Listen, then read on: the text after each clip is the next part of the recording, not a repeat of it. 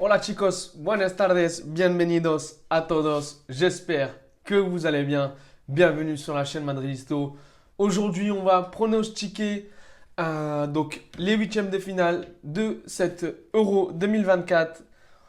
Que dire? On a eu des phases de poule où on a été déçu par certains matchs, tout simplement parce que le niveau il n'était pas là, parce que en fait c'est surtout vraiment les favoris qui ont beaucoup déçu, à commencer par la France, les Pays-Bas, l'Italie un petit peu également, mais encore plus l'Angleterre. L'Angleterre, c'est pour moi le pire des favoris pour l'instant. Ils n'ont rien à proposer. Rien du tout. Donc pour vous dire, on a eu même la Belgique également, c'est l'un des favoris, ils n'ont rien proposé également, ils ont galéré. C'est pour vous dire, en fait, on a eu des matchs où c'était un peu compliqué le niveau, il est pas, enfin, clairement il n'était pas élevé. Quand je regarde les phases de poule de Copa América et les phases de poule de l'Euro, les gars, il y a une grosse différence. J'ai regardé hier, dans la matinée, dans la nuit, Brésil contre le Paraguay. Je peux vous dire que ils n'ont même pas fait 50%. Il y a des matchs qu'on a vus lors de l'Euro, ils n'arrivent même pas à la cheville de Brésil-Paraguay hier, hein. 4-1, doublé de Vinicius. Paqueta, il était là. Enfin, les gars, franchement, le niveau, ça n'a rien à voir. L'intensité et l'agressivité qu'ils mettent en Copa, tu la vois pas à l'Euro. J'espère vraiment qu'ils vont se réveiller, en fait. Parce qu'on prend pas du plaisir. Franchement, moi, les phases de poule, je donne un 5,5 sur 10, 6 maximum, 6 sur 10 à la rigueur, parce qu'on a quand même eu des beaux matchs. L'Allemagne, etc. L'Allemagne, l'Espagne qui ont proposé du beau jeu également lors des deux premiers matchs. Euh, Plein d'autres matchs, mais il y en a qui m'ont vraiment déçu, vraiment. Donc, je donne un 6 sur 10 pour cette phase de poule. Et quand tu vois la Copa América, j'ai vu deux trois matchs. USA qui perd, les États-Unis qui perdent 2-1, je crois, face au Panama. Enfin, c'est des dingueries. J'ai regardé les matchs, l'intensité, ça n'a vraiment rien à voir, les gars. Je vous invite à regarder les matchs de Copa América et vous allez voir. Et vous me direz si je me trompe ou pas. Mais regardez juste un match et peu importe le match, hein, ça peut être ce soir Pérou-Argentine également. Regardez-le et vous allez voir l'intensité, etc. Ça n'a rien à voir. J'ai commencé par regarder 10 minutes dans le match. J'ai fini par regarder tout le match parce que je prenais du plaisir, vraiment. Et tu savais pas qui allait gagner. Ça peut être Panama contre le Brésil. Panama aurait pu gagner. Donc, chicos, je suis vraiment déçu en fait de cette Copa un peu. Je m'attendais à mieux que ça. On verra les huitièmes de finale, ça va commencer ce soir à 18h. On verra bien ce qui va se passer avec Suisse-Italie. Donc Suisse, les gars, fini premier, la Suisse. Et t'as l'Italie qui ont fini deuxième, je crois, si je ne me trompe pas. Donc ça reste quand même un groupe, un huitième, enfin ils ont eu un groupe quand même assez compliqué, la Suisse, l'Italie également. Et quand tu regardes les résultats des Suisses et les résultats des Italiens, tu te dis dans ce match, la Suisse peut passer. Ils ont une bonne équipe. Les Italiens, ils ont une bonne équipe. Solide défensivement, les Italiens, en fait. C'est pas, c'est pas une équipe de ouf. Le banc, il est éclaté au sol. La vérité, c'est des spaghettis, les remplaçants. Mis à part Zaccani, là, qui a marqué à la dernière seconde. Mais pour égaliser la dernière fois le dernier match de l'Italie. Mais quand tu regardes, c'est assez serré. Moi, je vois un match nul. Suisse-Italie, je ne vais pas vous mentir, je vois un match nul. Ça peut aller en prolongation, peut-être même au tir au but. Mais en 90 minutes, je vois un match nul pour ce match. Pourquoi? Parce que les Italiens, ils m'ont pas, ils m'ont pas vraiment rassuré. Au niveau de l'intensité, ils étaient là. Mais tu vois qu'il manquait beaucoup au niveau de la finition. Ils n'étaient pas assez dangereux devant. Ils ont un bon milieu de terrain quand même avec Barella, Jorginho, Mele Chiesa et les Scamacca. Ils m'ont déçu parce qu'ils n'apportent pas ce qu'ils pourraient apporter finalement. Donc pour moi, il y a pas mal, beaucoup de joueurs qui m'ont déçu. Mis à part le défenseur de l'Italia Fori. Et lui, ce mec, bah, il est déjà suivi par de grands clubs. Et le Real en fait partie. Et je pense que il va partir de Bologne et il va signer dans un grand club. Pourquoi? Parce que c'est un grand joueur. La vérité, je l'ai découvert lors du dernier match de l'Italie et c'est un très très grand joueur. La preuve, il a fait une montée tout seul à la dernière minute, dans les temps additionnels. Et puis, bah, ils ont éliminé les Croates. Voilà, ils ont éliminé les Croates. C'est grâce à lui. Franchement, hein, le but de l'égalisation, c'est grâce à lui. Il fait tout le terrain quasi. Il la met. Hop, ça part sur le côté gauche. Il enroule l'autre. Et le match était terminé. Je pense qu'ils sont bons défensivement. Et la Suisse, ils sont plus dangereux. C'est plus. C'est un match compliqué. C'est un match indécis pour ma part. J'ai envie de vous dire match nul et la Suisse peuvent passer. Franchement, la Suisse peut passer. Ils ont montré un sursaut d'orgueil, entre guillemets, les Italiens lors du dernier match contre la Croatie. Euh, et je pense que ça va les rebooster mentalement. Donc, pour moi, ça va tenir le coup. Ça peut aller au tir au but. On verra ce qui va se passer. Mais pour moi, c'est un match nul en 90 minutes. Ce soir, le match Allemagne-Danemark. Danemark, gros test pour les Allemands. Pourquoi? Parce que lors du dernier match de l'Allemagne, c'était pas comme les deux premiers. Ils n'ont pas rassuré. Ils n'ont pas rassuré. Et quand je vois le Danemark, ils ont fait 3 matchs nuls.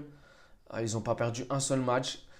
Le Danemark, c'est un groupe solide. C'est un groupe qui est solide. Pourquoi? Tout simplement parce que c'est des joueurs qui ont joué, ça fait longtemps qu'ils jouent ensemble, avec un mélange de jeunes et de moins jeunes. Donc, je viens de vous dire que le Danemark peut tenir tête aux Allemands. Ça peut être un vrai premier test pour les Allemands, même si je pense que ça va. Le Danemark, en fait, va faire peur aux Allemands, mais finalement, les Allemands, ils vont s'en sortir. Je vois un 2-1 pour l'Allemagne. Si Füllkrug, l'attaquant de Dortmund, il joue, là, tout change et je pense qu'ils peuvent l'emporter en 90 minutes assez facilement s'il joue Füllkrug. Havertz, c'est pas le style de joueur que j'admire vraiment, c'est pas un attaquant de pointe. Je pense que faut pas arrêter de déconner côté choix offensivement. Füllkrug, Kai Havertz retourne dans le banc parce que à choisir entre Wirtz et Kai Havertz, je choisis Wirtz sans réfléchir directement, sans hésiter. Chicos, demain, Angleterre, Slovaquie. J'ai envie de vous dire, les Anglais, ils m'ont pas convaincu. Pas du tout. Pas du tout. Il va encore faire des changements. Les changements qu'il a fait lors du dernier match avec Palmer et Mainou. Bon, ok, on va dire, écoutez les journalistes, les médias, les Anglais, etc., qui n'étaient pas contents de la composition et pas contents de ne pas voir Palmer jouer une seule minute lors des 2 premiers matchs. Une victoire, 2 matchs nuls. Je viens de vous dire que c'est un parcours assez mitigé. Et quand je vois la Slovaquie, bon, un nul, une défaite et une victoire, la Slovaquie peut vraiment créer la surprise. Et moi, je vois une victoire de la Slovaquie contre l'Angleterre. Je sais pas pourquoi, mais moi, je vois une victoire de la Slovaquie. La Slovaquie élimine l'Angleterre parce que les Anglais, ils se gèrent pas. Pour moi, ça peut être la grande surprise. Je mise sur cette grande surprise pour ces huitièmes de finale. On verra ce qui va se passer. Peut-être l'Angleterre vont me faire mentir. Mais pour moi, le plus gros flop pour l'instant, c'est les Anglais. Et pour moi, ils vont sortir dès les huitièmes de finale par la Slovaquie, quart de finale. Mais pour moi, la Slovaquie peuvent créer la surprise. Donc c'est pour ça que je mets une pièce sur les Slovaques. Côté Espagne, 3 victoires d'affilée. L'Espagne, ils sont chauds. L'Espagne, ils sont caliente. L'Espagne, ils sont listo. La Géorgie, qu'ils ont gagné 2-0 face au Portugal. J'ai envie de vous dire, j'ai envie de vous dire, j'ai envie de vous dire attention, cuidado les Espagnoles, porque Georgia, Mamard Vigila, Mamard je ne sais quoi, le gardien de la Géorgie, il a dit j'ai pas peur de l'Espagne et Kvaratskhelia, il est meilleur que certains joueurs en Espagne, il n'a pas peur, il a déjà commencé à dire que la Géorgie vont fumer l'Espagne pour lui. On verra bien ce qui va se passer. Moi, mon avis, c'est que la Géorgie vont vraiment embêter l'Espagne comme ils ont embêté le Portugal. Et pour moi, ça peut se jouer dans les 10-15 dernières minutes, ce match-là. Pourquoi? Parce que la Géorgie, ils vont pas lâcher. Ils jouent avec un bloc bas. Ils attaquent. Et quand ils attaquent, c'est en contre-attaque avec Kvaratskhelia, Nikotadze, le numéro 10. Franchement, les latéraux, ça joue à 5 et ça monte.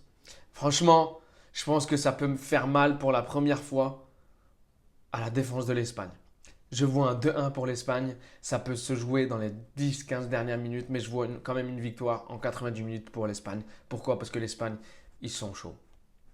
Lamine Yamal, Williams, Morata.